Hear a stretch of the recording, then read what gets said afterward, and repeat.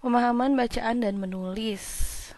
Soal yang pertama adalah untuk melengkapi bacaan dengan judul yang tepat untuk mengisi ini ya. Nah, untuk mengisi judul, kita itu harus memahami teks ini membahas mengenai apa. Kita bisa langsung cek ke kalimat utamanya atau membaca keseluruhan teks. Tapi, karena soal PBM itu memang dia berbasis dari teks, jadi kita tidak akan pernah rugi kalau misalnya kita membaca teksnya secara utuh gitu ya sebenarnya. Nah, aku mau mengingatkan mengenai syarat dari judul. Syarat dari judul yang pertama harus menarik. Yang kedua, dia juga berbentuk klausa atau frasa.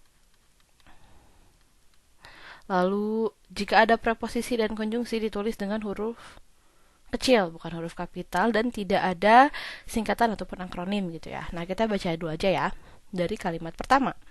Jauh di kedalaman perairan yang dingin dan gelap, tepatnya di dasar laut Greenland, ada ekosistem tenang yang tumbuh subur. Untuk pertama kalinya, sebuah taman karang ditemukan di sana dengan luas seperti City of San Jose. Mengeksplorasi laut dalam bukan hal yang mudah.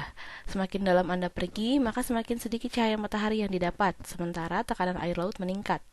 Kedalaman beberapa ratus meter memberikan tekanan yang menghancurkan, setidaknya untuk manusia. Dengan kata lain, eksplorasi laut dalam membutuhkan peralatan berteknologi tinggi yang khusus dirancang untuk menahan tekanan.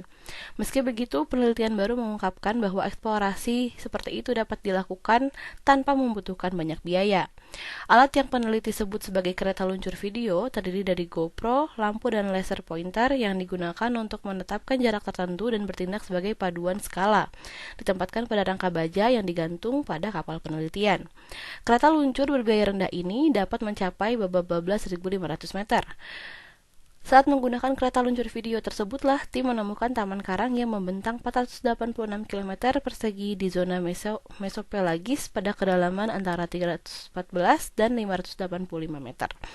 So, dari sini kita bisa tahu ya, kalimat satu itu pengantarnya.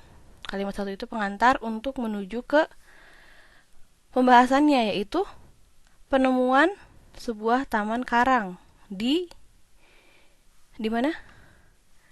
Di dasar laut Greenland. Di sini dia udah nyebutin tempatnya ya. Sorry, jadi nggak kelihatan ya. Bentar. Nah, ditemukannya sebuah taman karang di dasar laut Greenland. Dia udah nyebutin tempatnya dan baru menyebutkan yang ditemukannya itu apa di kalimat kedua. Dan kalimat-kalimat selanjutnya itu membahas mengenai proses ditemukannya gitu ya. Sampai nih di kalimat 10 baru dia menjelaskan dia itu ditemukan karena kereta luncur video tersebut dan ditemukan pada kedalaman antara 314 sampai 585 gitu ya. Nah, kita langsung cek ke opsi di sini ya. A. Taman karang ditemukan di laut dalam Greenland untuk pertama kalinya. Wah, ini kayaknya jawabannya nih. Kenapa itu jawabannya? Karena di sini dia sudah membahas mengenai inti dari bacaannya dari kalimat utama ya, yaitu ditemukannya taman karang di laut dalam Greenland untuk pertama kalinya. Nih, untuk pertama kalinya ya. Ini harus disoroti nih karena ini yang membuat itu menarik gitu kan. Apalagi di sini preposisi sudah ditulis dengan huruf kecil. Tuh, di, untuk kayak gitu. Lalu nama tempat juga sudah tepat penggunaannya. Kita cek opsi lainnya. B. Kereta luncur video. Nah, ini bukan jawabannya ya, karena di sini dia bukan membahas khusus tentang kereta luncur videonya. Kereta luncur video hanyalah penjelas dari bagaimana ditemukannya si taman karang tersebut.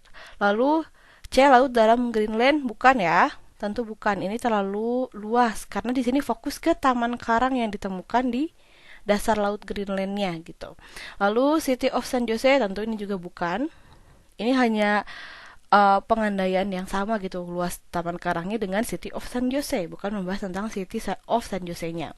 Lalu eksplorasi laut dalam, ini juga bukan ya, ini terlalu umum. Oke, berarti nomor 1 jawabannya adalah opsi A.